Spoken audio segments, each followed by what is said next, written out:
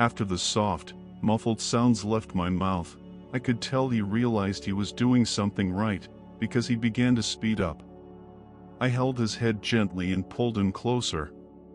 His touch was firm but tender, and with each movement, electricity seemed to flow from that spot to my hair. I squeezed the pillow tightly, feeling a strange sense of release, and as the sensation grew stronger, it suddenly built up into a loud scream. I trembled and quickly stood up, as water spilled from the box. Let me tell you this story. My name is Rose, and I suppose you could say my life hasn't exactly turned out to be the exciting adventure I once dreamed of. At 50, I believe it will eventually be the greatest story you've ever heard. I've been married for years, but it often feels more like a carefully planned routine than anything passionate. Don't get me wrong, I love my husband, Richard. He's a good man, reliable and steady, but our days have become so routine that sometimes it feels like I'm reliving the same day over and over again. We live in a quiet, charming neighborhood where everyone waves at each other, and the biggest drama is who gets the Best Kept Yard award.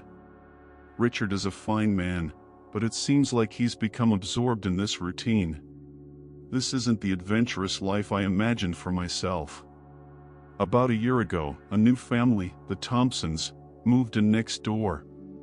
They're lively and full of energy. Their son Lucas turned 18 this summer, and I couldn't help but notice how tall, handsome, and charming he was. He always greeted me with a smile when we met, and this version keeps the essence of the original, while simplifying the language to make it more relatable and easier to understand. His eyes had a spark of curiosity that I initially dismissed, wondering how a young guy like him could be interested in someone like me. But then that afternoon came. I was enjoying iced tea in the garden, watching the bees fly among my flowers, while Richard, as usual, was in his study, lost in his books. The sun was warm, like a soft blanket. I didn't notice Lucas until he was standing at the fence, grinning a little, and he commented on how lovely the garden looked. Before I knew it, we were talking about flowers, his dreams of becoming an artist, and how much he hated math. His words were simple, but the way he spoke made me feel like he wasn't just being polite, he was genuinely interested in what I had to say. From that moment on, our little talks by the fence became my escape.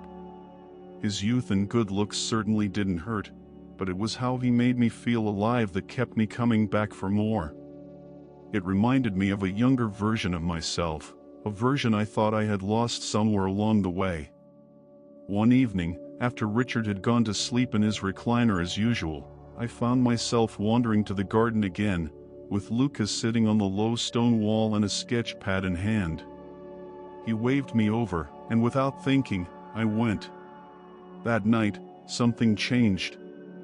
He showed me his sketches, these beautiful, raw images that seemed to capture more emotion than I'd felt in years. I'm not sure if it was the way he looked at me, as if I were the only person in the world, or if it was the sheer excitement of doing something I shouldn't, but something deep inside me woke up, a hunger for more, for life, for feeling. Now, don't get me wrong, I can't pretend it didn't happen, but I'm not proud of what happened afterward. Lucas began looking for reasons to stay at the fence longer, and when I knew he would be around, I started dressing a little nicer. Gradually, our bond grew stronger. At first, it was only looks that lasted a little too long, followed by lingering touches. I thought I had control over the situation, but life has a funny way of showing otherwise. On a warm Sunday, when everything began to fall apart, I made a batch of lemon tarts using a recipe, secrets whispered in the stillness of the night. Every time I looked into his eyes, I felt as though I was standing on the precipice, teetering between excitement and fear. My grandma used to swear by them, and I felt that bringing some to the Thompsons would be a kind gesture. I ought to have been more aware. A universe away from mine, Richard had gone to the golf course, as if it were clockwork on Sundays. I carefully brought the dish over and balanced it as I rang the doorbell, but got no answer. But there, Front door was slightly jarring and swayed gently in the wind. I said hello, is anyone home, but there was still nothing. The house was eerily quiet, like it was holding its breath. I was curious but hesitant, so I said just leave the plate on the counter and go, but my feet moved on their own and led me farther inside the house before I noticed Lucas in the living room sprawled out on the couch with a laptop on the coffee table in front of him playing with his broom. I was astounded by what I saw. I hesitated for a moment watching him, but I didn't back down. I'd never watched anyone do this before, and it stirred up strange feelings in me. At first he didn't hear me. When he finally noticed me, he started and said, Rose's voice a mixture of surprise and something else, something unsafe. I held up the plate awkwardly, feeling suddenly out of place. I made these for your family, I said, my voice lighter than I felt. His face was filled with fear. They're not home, but Rose, please don't tell anyone what you saw. I should have said, of course I should have left, but instead I went over and sat down next to him and put the plate on the coffee table. I felt like I was hypnotized after what I had just seen. What happened next felt inevitable, like water finding its way through cracks in stone.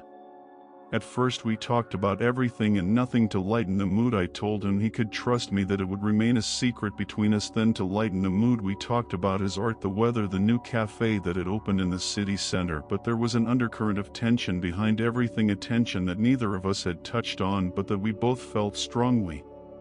At some point silence fell. Just as I was about to make a move to leave, he spoke. You know, I've never had anything with anyone before, he said. I sat back down. I guess our conversations had worked. He saw me as a safe haven. He looked sad, so I sat down next to him. I wanted to show him affection so he wouldn't be sad, but the bulge of his broom caught my eye. The words came out of my mouth involuntarily at that moment. Lucas, if you like, I can assist you. I mentioned that my hand was on the bulge. My touch lasted longer than it should have, and when I looked up and met his eyes, they were still looking, and I realized that we were standing on the brink of something we couldn't escape. I can't remember who moved first. It could have been him or me, but all of a sudden we were too close, and his hand grazed my cheek tentatively but deliberately, and I froze, my heart thumping. Rose, he whispered in a low, almost reverent voice, and then the dam broke. The kiss was tentative at first, testing the waters, but when I didn't pull away, it deepened and became more urgent and consuming, and my body ignored my body. I was lost in the heat of the moment and stopped considering what to do. I was thinking about him and how his touch gave me a sense of aliveness that I hadn't had in years, and I knew deep down that he was thinking the same thing. Then everything changed and I couldn't take my eyes off of him. Every feature, including the sharp line of his jaw and the way his lips slightly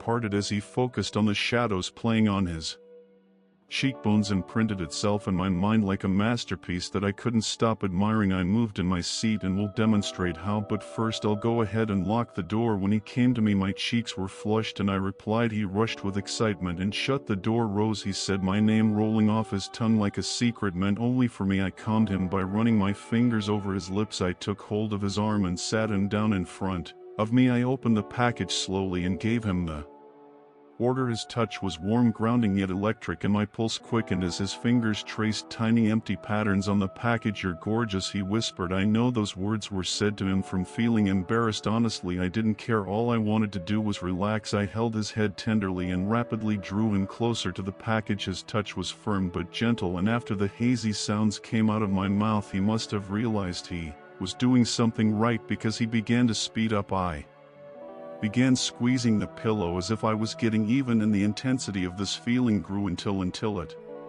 culminated in a loud scream. Lucas got up quickly because I was shaking and the water was spilling from the package, so I laid down on the couch at random and grabbed the broom and put it in the middle of the package. He tried a few amateur and slow movements, but I didn't have time for that. I was expecting more. I touched him slowly and told him to stop after gaining complete control, and I made all the movements back and forth like I was swaying, and we were having a great time. Our temperatures were rising. The house started to get really hot. It took a long time for someone who had experience for the first time. I couldn't help but think about it at that moment, but I could feel that we were slowly coming to an end because his reactions had become more indecisive. He suddenly took the broom out of the package. I immediately turned towards him and we were level with the broom. He held the end of the broom with his hand and trying to get the contents out. His attempt failed. I agreed with him.